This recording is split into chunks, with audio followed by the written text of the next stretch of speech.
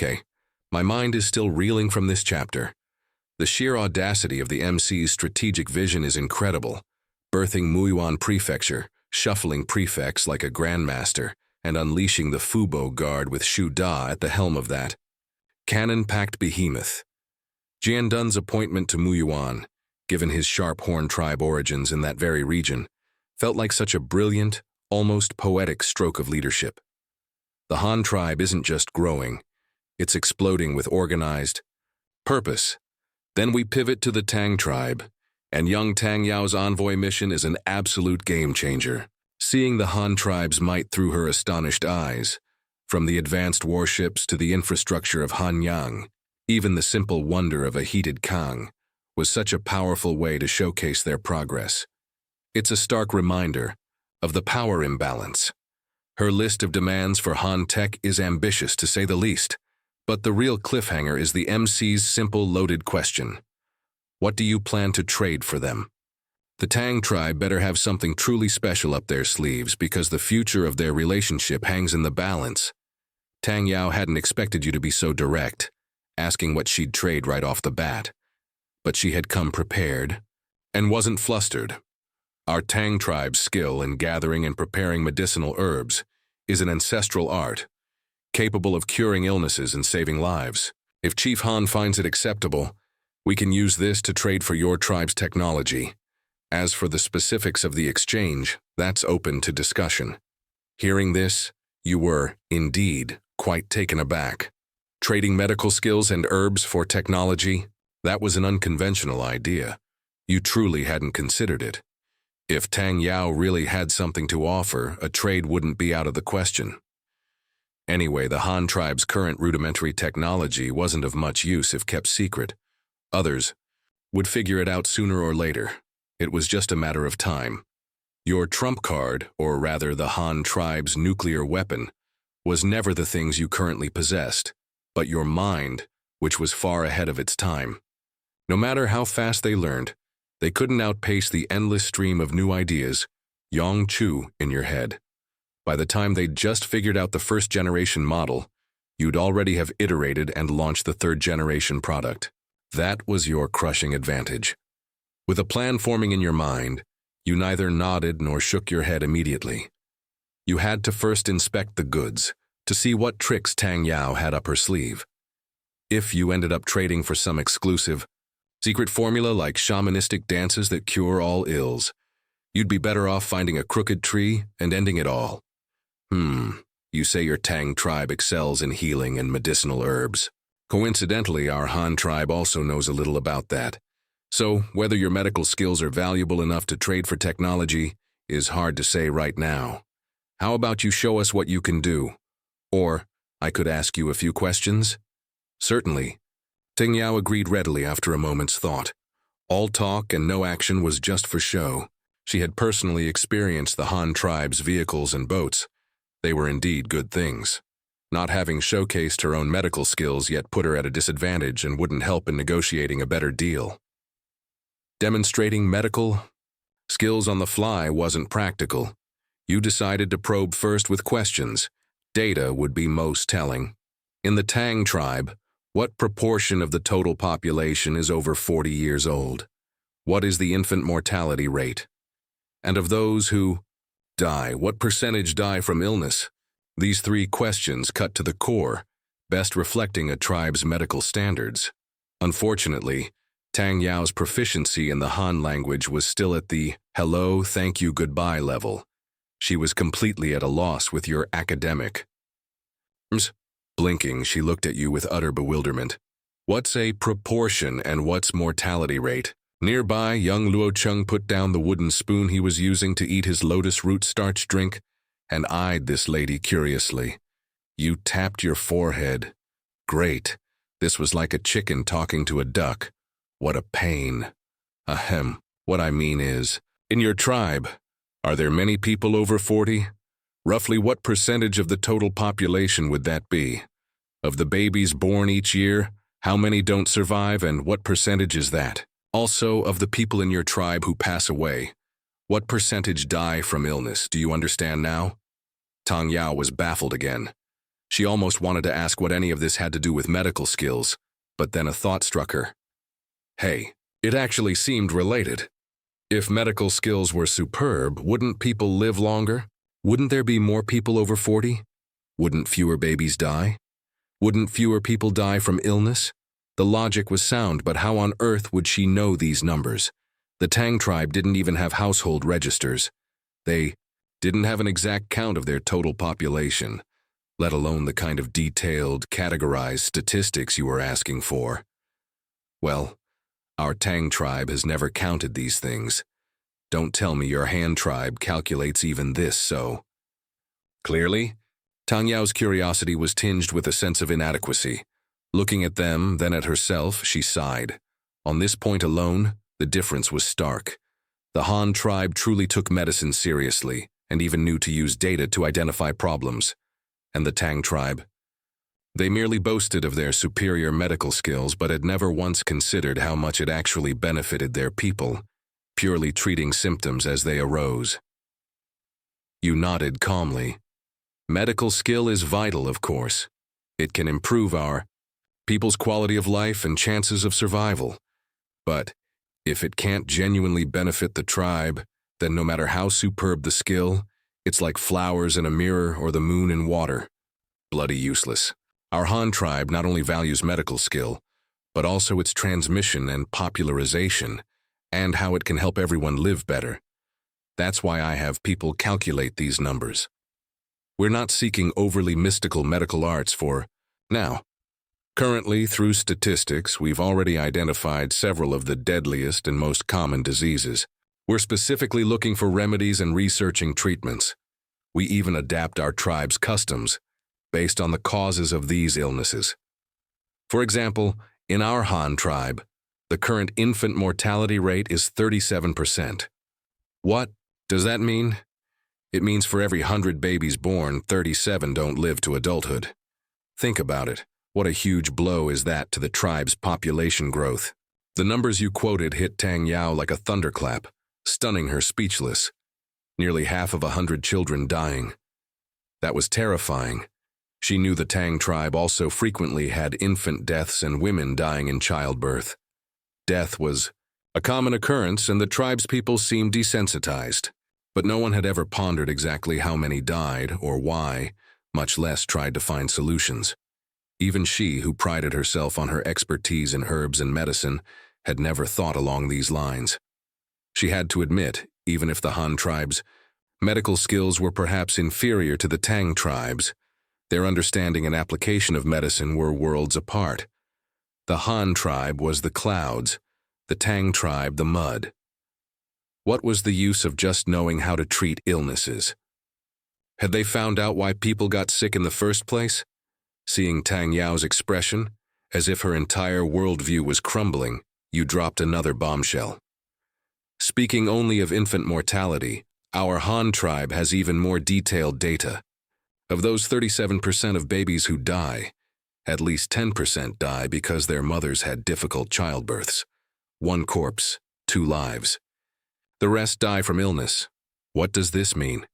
It means for every 100 babies born, 37 don't reach adulthood, and among them, 10 also take their mothers with them. In other words, for every 100 new members in the tribe, we lose nearly 50 lives. Have you ever thought about these things? This barrage of questions left Tang Yao completely dazed. She had been entirely focused on herbs and treating illnesses. How could she have considered the tribe's grander picture? Good medical skills meant saving a few more people, and that was the extent of it. This was precisely why Tang Ji had let her venture out to broaden her horizons. The current Tang Yao was indeed a bit too green to be the chief of a large tribe. Chief Han, have you found the causes then? What strange illness afflicted those women and children who died in childbirth? And how did those infants who died young pass away? Your direct, incisive analysis immediately hooked Tang Yao, the medicine fanatic. Cooperation, negotiation. Those had long been thrown to the furthest corners of her mind. All she could think about now was public health for all. You pondered for a moment. There wasn't much to hide from this simple girl, and besides, these matters weren't exactly confidential. If the Han and Tang tribes could genuinely solve these problems by joining forces, it would be a great boon to all people. Difficult childbirth is mostly because the mothers are too young. This isn't a medical problem, it's a societal one. Our Han tribe has already begun to gradually raise the standard for adulthood, that is, the minimum childbearing age. We plan to raise it to 16 over a few years. This way, we can avoid most of the pitfalls of difficult childbirth. As for those infants who die young, apart from a few accidents, those who die from illness do so mainly for two reasons: fever and vomiting and diarrhea.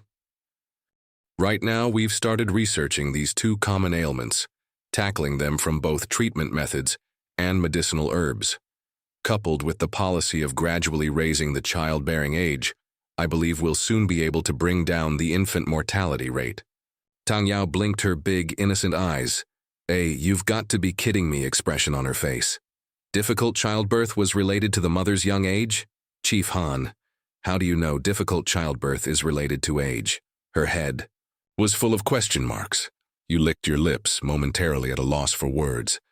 You couldn't very well say you were a transmigrator, and this was all 21st century common knowledge, could you? This young woman would probably have you sent for shamanistic rituals on the spot. Autopsy, you casually made up after a moment's thought. Seeing Tang Yao still looking as if you were speaking gibberish, you had no choice but to elaborate. We examined the bodies of women who died in childbirth, then compare them with the bodies of women in their 20s or 30s who died of normal causes. The difference is huge. For example, a young girl's pelvis and hip bones aren't fully developed, making it easy for the baby to get stuck during birth. Older, fully developed women have a much smoother time giving birth. That's how we found out the truth. Tang Yao was once again utterly flabbergasted, her small mouth tightly covered, barely able to speak coherently. The chief before her actually found the causes of illness by dismembering corpses? Wasn't this a bit too disrespectful, unfilial to the ancestors? Once dead, people should rest in peace after burial. Yet he was having them cut into pieces. As if seeing through her thoughts, you continued, "This method is the most effective for finding the cause of illnesses. Otherwise, do you have a better way? Our Han tribe follows the spirit of scientific inquiry that I proposed. To put it bluntly, bold hypotheses, careful verification. Truth comes from practice. Anything not personally tested cannot be taken as truth. Moreover, when we use deceased bodies for research, it's not out of disrespect for the dead. Before an autopsy, we hold a memorial service of sorts. Besides, if a few corpses can lead to rapid advancements in medical research and benefit countless living people, isn't the sacrifice of these deceased individuals worthwhile? What do you think is more important, the dead or the living? For the tribe to continue and prosper, we can't just stagnate for the sake of a few valuable corpses, can we? Would you rather personally dissect a couple of bodies to find the cause of illness, or helplessly watch those young girls die in childbirth along with their babies? Your words, each one piercing, left Tang Yao speechless, all her objections vanishing. Was there even a choice? Of course, the living were more important. Well then, Chief Han, does your tribe have any other research or explorations into diseases and medicine? What achievements have you made so far? At this moment, Tang Yao looked at you as if you were her idol, her eyes sparkling. It was mainly because your insights into medicine were so sharp and far-sighted, completely different from her approach of burying her head in technical research. Every one of your ideas gave her a feeling of sudden enlightenment, as if clouds were parting to reveal the sun. Our Han tribe is about to establish a medical academy, pooling all our resources to research medical techniques and various medicinal herbs. The knowledgeable elders and talented young people in the tribe will all be brought in. As for materials, we'll have plenty of experimental specimens. In the past, only 1 or 2 people would observe a dissection. Now a group of students can observe and get hands-on practice. This is how we can cultivate more medically skilled personnel for the Han tribe. The medical academy will also be divided into departments. I've personally set several main research directions for them: maternal and child health care, trauma treatment, drug therapy for common diseases, as well as specializations in medicinal materials and prescriptions, human anatomy research, and so on. You briefly explained to Tang Yao the plan for the 7 medical books you had personally concocted. Hearing this, Tang Yao's eyes lit up. Unlike her own haphazard way of fumbling through research, the Han tribe's medical research was professional, systematic, and it could cultivate talent in batches. This was what a chief should be doing. Looking at herself, although her medical skills were among the best in the Tang tribe, she was truly terrible at teaching apprentices. This made the transmission of medical knowledge in the Tang tribe a problem. Moreover, the Tang tribe's territory wasn't small, with tens of thousands of people. She alone couldn't possibly attend to them all, even if she worked herself to death. In comparison, the brilliance of your medical academy plan became evident. They not only concentrated their efforts on research but also compiled research findings into teaching materials, leaving a legacy for future generations, while simultaneously churning out medical personnel. In the future, no matter how large the Han tribe's territory grew, medical teams could be dispatched at any time. Tang Yao's eyes were now filled with little stars of adoration. You continued, "Our Han tribe also has a merit-based system of rewards and titles.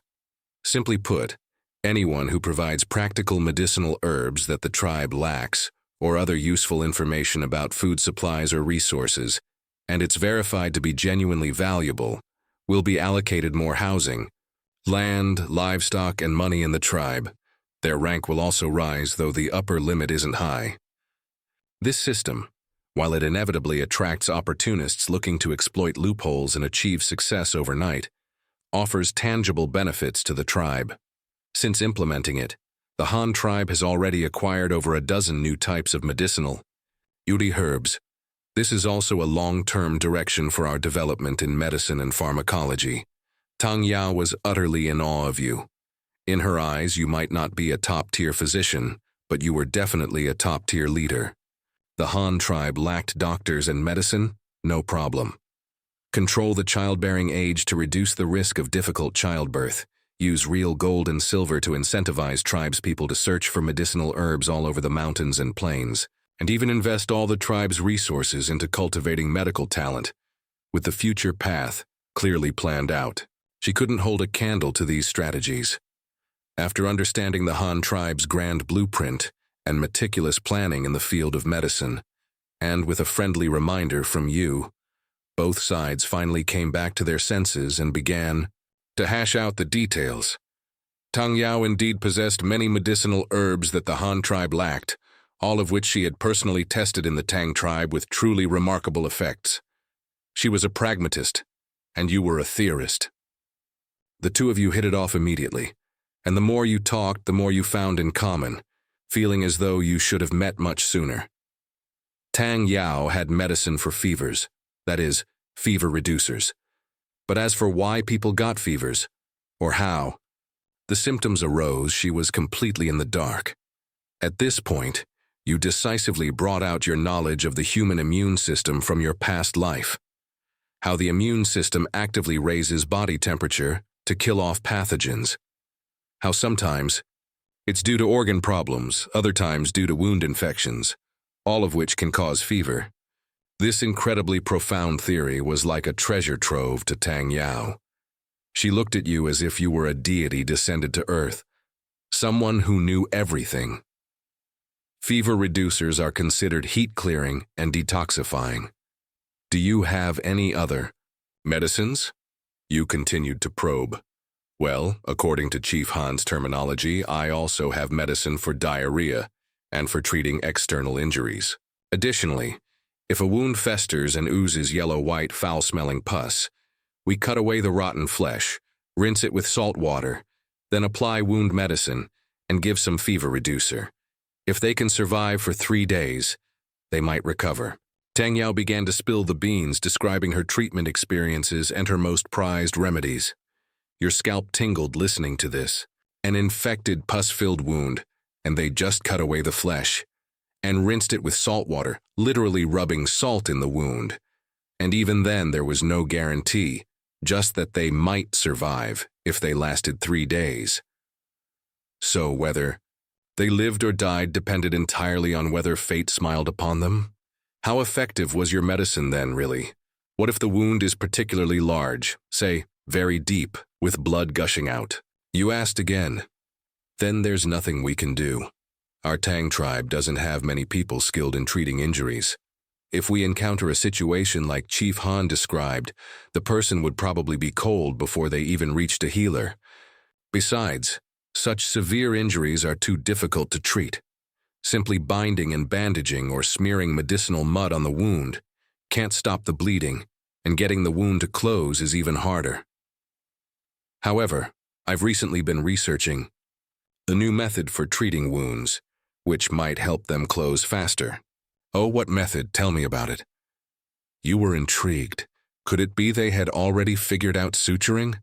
I've discovered a small insect that bites very hard. If it encounters a wound, it will clamp onto it. If you first pinch the wound closed, then let this insect bite the flesh on both sides of the wound, and then snap off the insect's body. Its head won't let go. This way, the wound can be sealed. However, it hasn't been successful yet. We're still in the insect rearing stage. Tang Yao first excitedly presented her research findings, then shrugged helplessly. You couldn't help but facepalm. You had indeed heard of similar biological sutures in your past life, supposedly using a type of large ant to bite wounds shut, then cutting off the ant's body, leaving a row of ant heads as sutures. It was even rumored to eliminate the need for suture removal, though its veracity was unknown. But true or false, how could such a primitive method be as convenient as direct suturing with a needle and thread? Was it easier to find needles and thread or to catch live ants?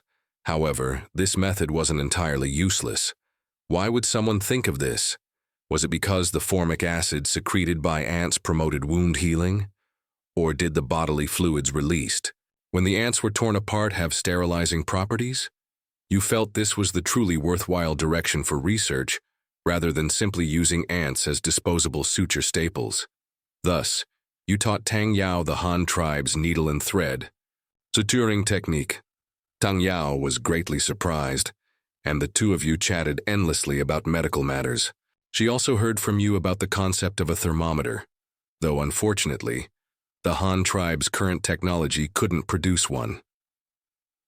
In terms of medicinal herbs, Tang Yao also listed many, covering basic categories like fever reduction, anti-inflammation, external injuries, and diarrhea treatment. The only slight surprise for you was when Tang Yao mentioned she had a medicine for coughs and another for moistening the lungs and resolving phlegm. Of course, she didn't know the word phlegm. You had inferred it from her descriptions. A negotiation for technology exchange had unexpectedly turned into a medical academic seminar. Towards the end of the conversation, Tang Yao suddenly realized that the medical technology she thought could be traded for many good things didn't seem so precious to you. Because the Han tribe also had its own unique medical skills, and even, in terms of medical theory, they were more advanced than the Tang tribe.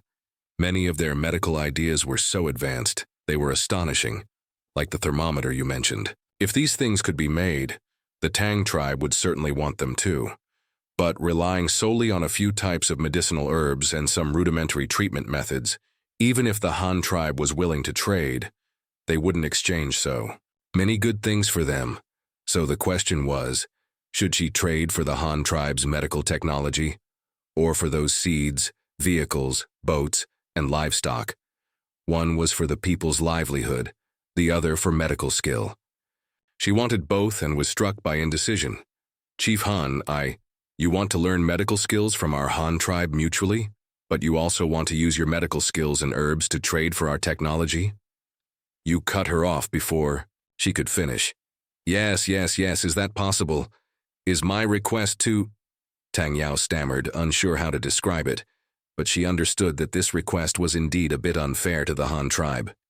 You didn't answer immediately, pacing the room with your son in your arms. What you were mulling over, of course, was how to more smoothly absorb the Tang tribe's population. That's right, this was your true intention. As for medicine, once the Tang tribe became part of the Han tribe, medicine could still develop. And with your leadership and your subordinates' execution, its promotion would only be faster. At that time, building a few public hospitals in all the commanderies wouldn't be impossible. After pondering for a long time, you couldn't come up with any brilliant plan. You realized that ever since you acquired the powerful weapon of cannons, your mind seemed to have grown lazy. Want to take down the Tang tribe? A few cannon shots, and would they still dare to resist? With absolute military power, all schemes and plots became a joke. Having figured this out, you smiled in relief and turned to the uneasy Tang Yao, saying, "It's possible. However, I would like to formally invite you to join the Han tribe's medical academy to conduct in-depth research and study with our people and develop medical knowledge and technology. As for our Han tribe's various livelihood technologies and resources, I can't give them to you for free, but we can trade. For example, seeds, livestock. You can buy these. As for vehicles, boats, and textiles, we also sell them, as long as you can pay the corresponding price." "Really?" Tang Yao shot up from her seat, so pleasantly surprised she almost jumped. The verbal agreement between the Han and Tang tribes was thus happily settled, primarily consisting of 2 points. 1. Medical technology and medicinal herbs. We'll research and develop them jointly, sharing the results. No holding back from either side. 2. Technical support for livelihood projects, clearly marked prices, fair to all. The Tang tribe makes a list. The Han tribe estimates the cost, fair trade. For the first point, Tang Yao would have to stay in the Han tribe to participate in your ambitious projects. But her status was not ordinary. She was, after all, the Tang tribe's crown princess. If she just left without a word and didn't return, wouldn't that immediately lead to conflict? Therefore, she had to first return to report to Chief Tang, get approval, and then come back to participate in the research legitimately. You thought so too. The grand visions you painted all depended on the medical academy to be realized. The academy wasn't even a shadow yet. Forcibly keeping Tang Yao wouldn't be useful, and would only make the Tang tribe suspicious, causing unnecessary trouble. The second transaction was originally simple. A willing buyer and a willing seller. An exchange of equal value would suffice. But the problem also lay here. The Tang tribe was dirt poor. Besides people, they had nothing. What could they use for trade? This didn't stump you. With a wave of your hand, you tailor-made a work-to-get-rich labor system for them. No goods to trade? No problem. Sell your labor. Freebies? Dream on. There's no such thing as a free lunch. Sacrifice the Han tribe's creativity to appease those from the Tang tribe who weren't even your own people yet. Facts prove that no one cherishes unearned benefits. Trying to buy loyalty this way, that was a sign of a muddled brain. They'd take the benefits, pat their rears, and leave. Who would even remember the Han tribe? You were no fool. The agreement you drafted for the Tang tribe was simple and direct. No resources? No problem. Tuo Hai. Commandery is undergoing major infrastructure development and is short on manpower. Let your Tang tribe's people come work. Help us build cities, reclaim land, dig rivers and build dams, cut trees and build boats. There's plenty of work. The Han tribe would pay wages with brand new small coins. Once the Tang tribe had money, they could buy whatever they wanted from the Han tribe. This was for the common folk. As for the Tang tribe's leadership, you had that figured out too. The Han tribe would provide sweet sorghum and cotton seeds, and the Tang tribe's leaders would mobilize their people to plant them. After the harvest, the Tang tribe would centrally purchase the crops and then sell them to the Han tribe. These agricultural products were resources too. The Han tribe would acquire these raw materials, use its technological advantage to process them into cotton cloth and sugar, and then sell them for a hefty profit. Losing money? Not a chance. The Tang tribe could also use this trade to help their own farmers get rich first. Once everyone had surplus grain, they could buy some livestock from the Han tribe to raise. In the future, eating meat and using animals To pull carts and plow fields would be no problem at all. Life would be sweet. At first glance, the Han tribe seemed rather stingy. But in reality, this actually established a strong, fair, and just image in the hearts of the Tang tribe's people. With the Han tribe, as long as you were willing to work hard, you could definitely get what you wanted and live a good life. Lazy people deserved to be poor. That had nothing to do with the Han tribe. It was their own lack of effort. This way, if you truly annexed the entire Tang tribe in the future, they wouldn't have much resistance. There was another point you didn't explicitly state: the need to strengthen intermarriage between the Han and Tang tribes. When the time came, with you in them and them in you with ties of kinship, the chances of a peaceful liberation of the Tang tribe would be even greater. As for that Shin tribe, you no longer held out much hope. Those guys wouldn't behave obediently, unless they were beaten into submission. Tang Yao stayed in the Han tribe for another week, finalizing all the terms and conditions of the cooperation before setting off back to the Tang tribe. The envoy that came with her didn't all return. Half escorted her, while the rest stayed behind. Your plan was the peaceful evolution of the Tang tribe, and now that you were partners, teaching them some skills wouldn't hurt. So this group that stayed behind was dispatched by you to the front. Lines of agriculture and animal husbandry in the Han tribe. Animal husbandry was a key project the Tang tribe wanted to import, but they were clueless in this area. Therefore, many were assigned as interns to the Han tribe's official breeding farms across various regions. The Han tribe provided food and lodging, and they were responsible for learning and working. Another group was sent to learn the Han tribe's farming techniques. Spring was not far off, less than a month away, and they would soon be put to good use. Once the Tang tribe officially gave the green light, you would send over the first batch of technical aid, livestock, seeds, and so on, starting with promoting cotton and sorghum, those two treasures, in the Tang tribe. In the last month of winter, various parts of the Han tribe also began to stir. Jiandun had already led a contingent of immigrants, marching in a vast procession towards Muye Commandery, preparing to establish another new city there. Yunji, of Weishan Commandery, also exerted all his might, spending 2 months to cajole another 8,000 people. And then, leading this group, he set off spiritedly for Ruyang Commandery to assume his post. 8,000 people didn't seem like much. Calculated by households, it was only about 2,000. Adding the newly adult population among Ruyang Commandery's original inhabitants, they could barely scrape together enough people for 2 county towns, which could be considered fulfilling. Your task of establishing 2 new county towns. More people were migrating to the treasure land you had previously surveyed with the high-ranking officials.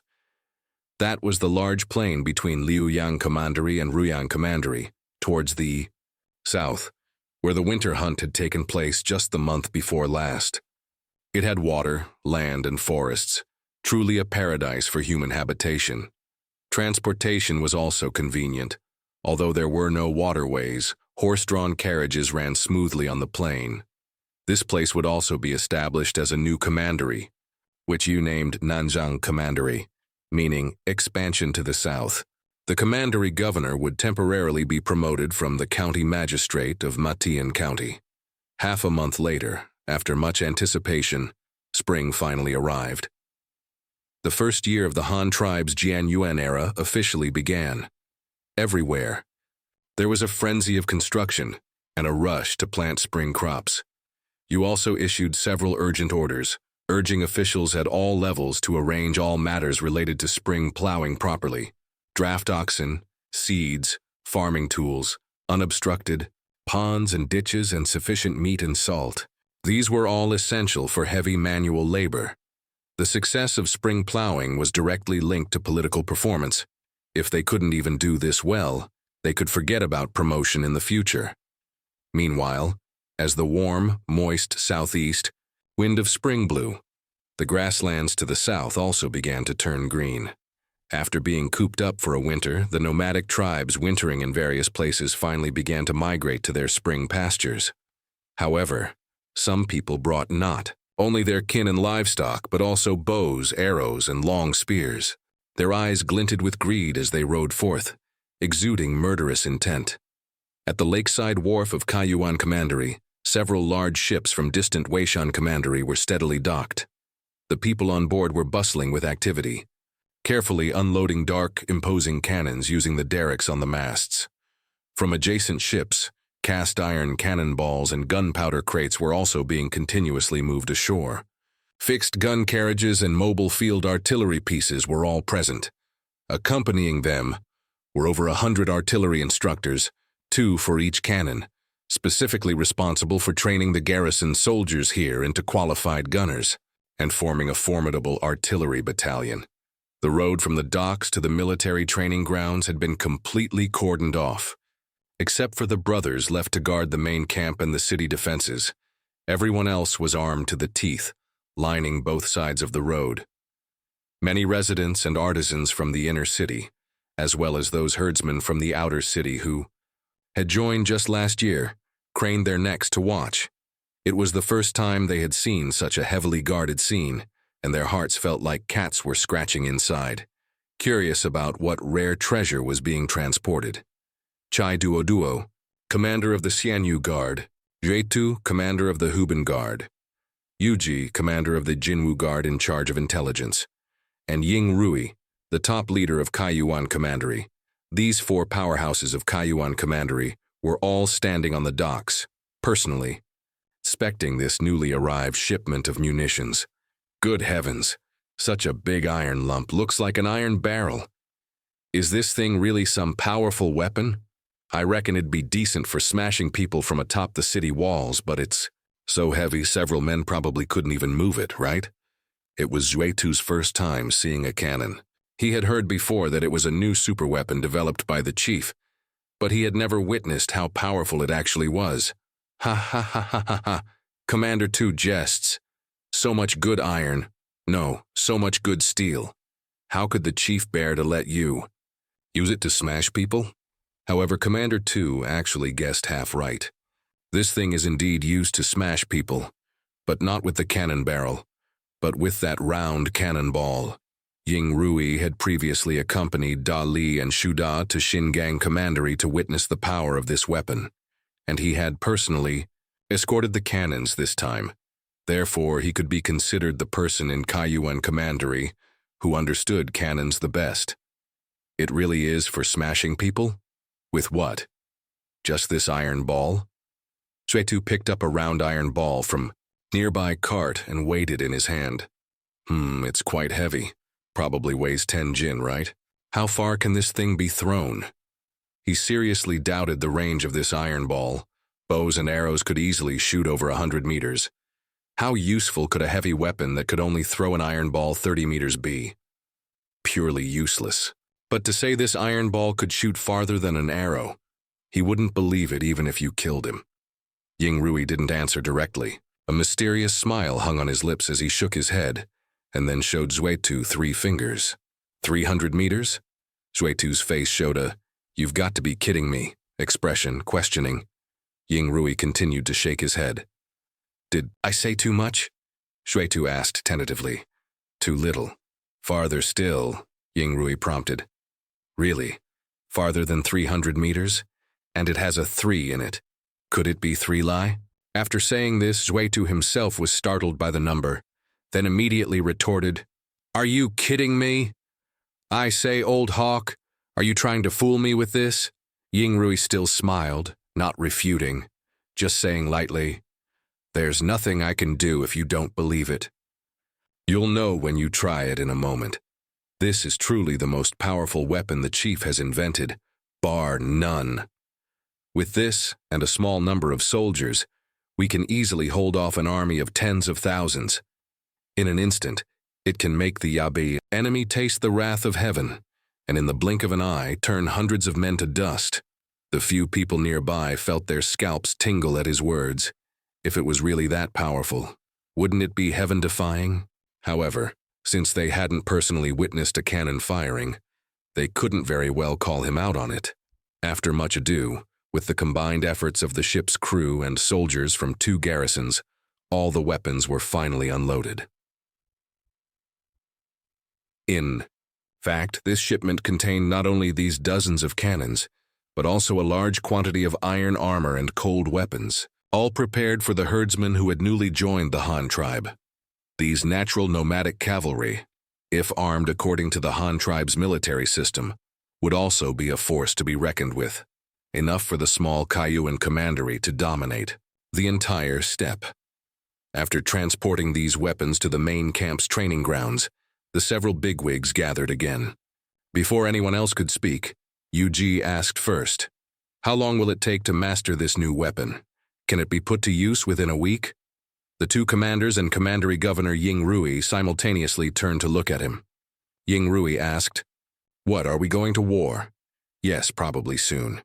I've received confirmed intelligence that Modun's main camp is on the move, migrating towards the spring pastures, and since winter he's been colluding with the higher-ups of the Shin tribe, acquiring a lot of scarce goods like copper weapons and white salt. Modun also used these things to persuade the Shin tribe to join him in convincing the Snowfield Wolf tribe, beating his chest and promising that if they defeated us, they would get 30% of the spoils and a piece of land with lush water and grass by the lake would be allocated to the Snowfield Wolf tribe for them to settle down. The place where the Snowfield Wolf tribe stays is a plateau, a god-forsaken place. They've long wanted to move to the Great Lake for grazing. It's just that their strength has always been insufficient, lacking soldiers and supplies.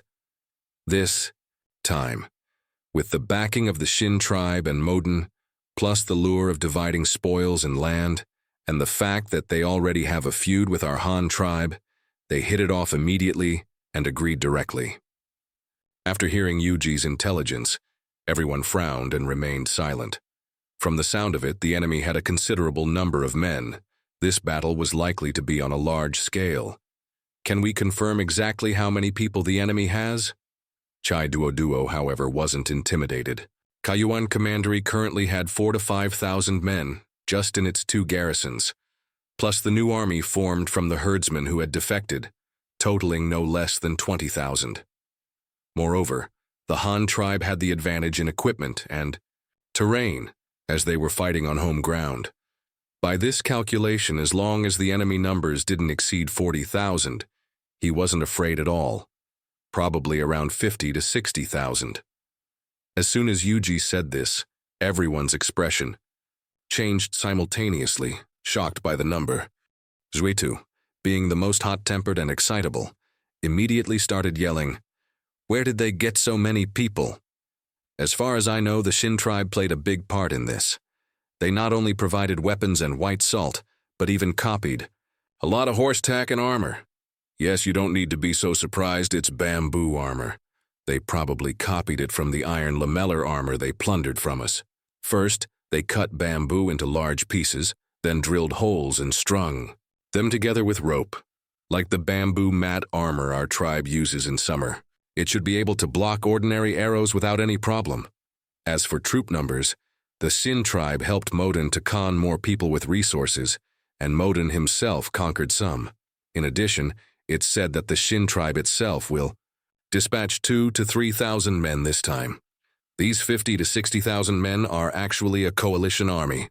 If I'm not mistaken, they probably want to wipe our Han tribe off the steppe in one go, completely eliminating the Han tribe's influence on the steppe. That's why they're so aggressive, Yuji explained further. This damn Shin tribe. Next time I'll definitely lead troops to Bamboo Island and wipe them out. Zhuidu slapped his thigh and cursed through gritted teeth. 20,000 against 60,000. The disparity in numbers was disheartening. Nomadic peoples always had an advantage in numbers when it came to warfare.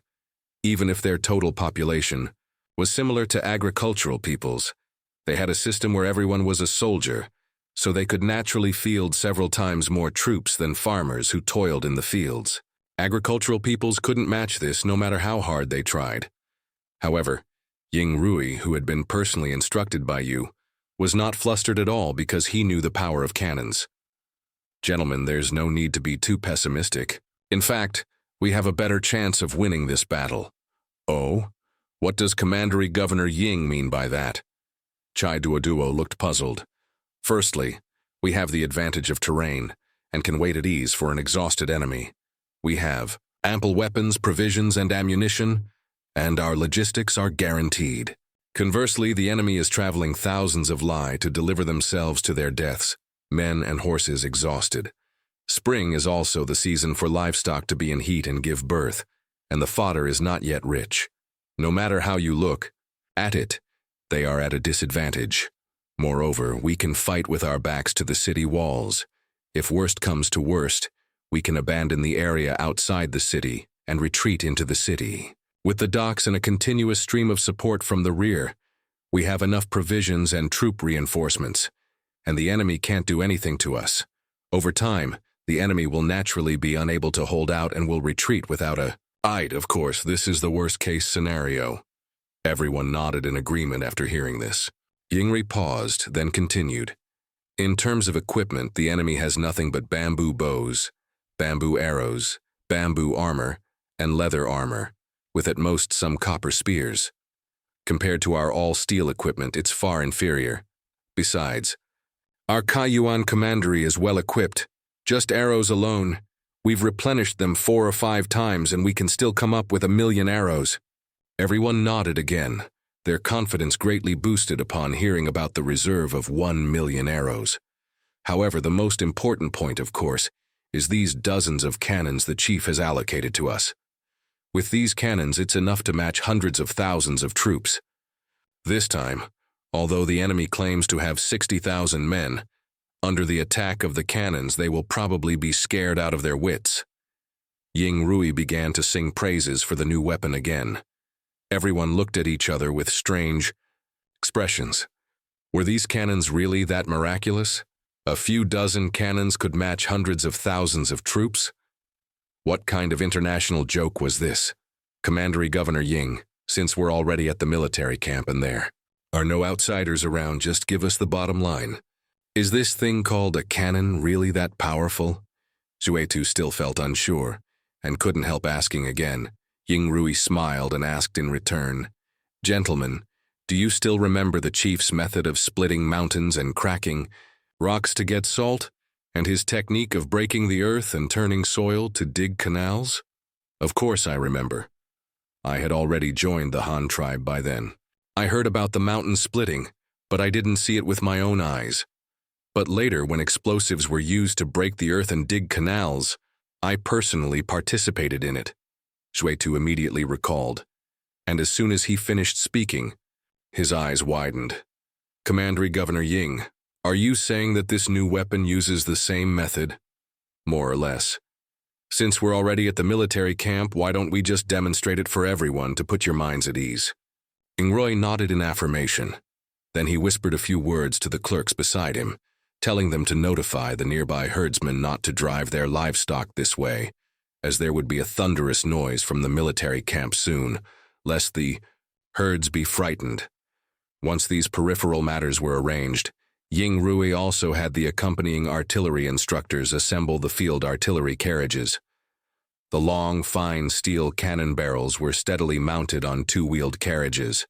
The lids of the fixed-charge ammunition boxes nearby were already open, and cannonballs were piled up like a small hill beside them. The instructors attached various aiming and ignition parts to the cannon bodies, and the muzzles were aimed at the straw dummy targets that the cavalry usually used for training. To better demonstrate the destructive power and methods of the cannon, the target distance set this time was not far, only 200 meters, which was also the effective range of ordinary bows and arrows. Gentlemen, let me show you the destructive effect of the cannon first. Actually, this weapon invented by the chief, if we're talking about its maximum range, can shoot a 10-jin iron ball to a distance of 6 li. But if it's too far, we won't be able to see the destructive effect. This time, we'll shoot at a closer target to open your eyes, Ying Rui introduced to the crowd. What the hell, it can shoot this iron ball 6 li away? Are you still asleep? Hearing his words, Xuetu's jaw almost dropped, and he questioned with disbelief. Gentlemen, don't be anxious. You'll see. Ying Rui didn't argue, waved his hand, and ordered the instructors to start loading. It was the first time the bigwigs of Kaiyuan Commandery had seen this weapon being operated, and their first impression was, troublesome. It was too slow to load and fire once, but considering it was a heavy weapon with immense destructive power, this cumbersome operating procedure and firing frequency were not unacceptable. Wasn't firing a siege crossbow also very slow? As long as the power was worth the time consumed, wasn't a big deal. Adjusting the left and right traverse to 0, aiming the trajectory baseline, inserting the elevation measuring instrument into the muzzle, setting the elevation to 5 degrees, lowering the spade, and starting to clean. The bore, various dry and wet tools with brushes and felt cloths, were all run through the cannon bore. Finally, a paper-wrapped fixed charge of gunpowder, weighing 1 time the projectile's weight, was inserted into the barrel and rammed tight with a wooden mallet, followed by a round cannonball. The chief gunner poured loose gunpowder into the powder pan at the vent at the breech, reset the flintlock mechanism, and attached a lanyard. The preparations were complete. "Is it ready now?" Chiduoduo asked, puzzled. "That's right. Gentlemen, please step back a few paces and observe. Carefully, but it's best to cover your ears first. There will be a loud noise in a moment." "Please don't be frightened," Ying Rui kindly reminded. Ridiculous, Shuetu was about to boast that he definitely wouldn't be scared. But recalling the rumors about the chief splitting mountains, he wisely shut his mouth, silently covered his ears, but his eyes were fixed on the cannon about to fire. "All right, fire." Seeing that everyone was ready, Ying Rui immediately gave the order. "Yes, fire!" Boom! 10 gin of gunpowder exploded thunderously in front of everyone. The muzzle fiercely spewed out a plume of scorching white smoke and a towering flame. A dark cannonball shot out. Meng ran from the flames, heading straight for the straw dummy targets in the distance. The cannon, affected by the immense recoil, also recoiled sharply several meters. Even though the bigwigs were prepared, they were still, stunned by the terrifying spectacle. Never mind the power for now, just the sound alone was too frightening.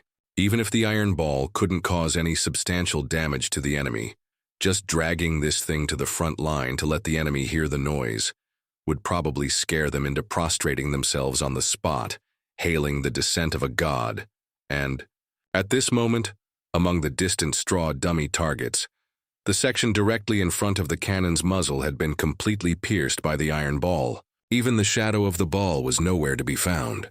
The crowd circled the target range for an inspection, and finally, more than 1,800 meters away, found the cannonball, deeply embedded in the grassland, leaving a large crater in the ground. This is truly divine. It can really shoot that far.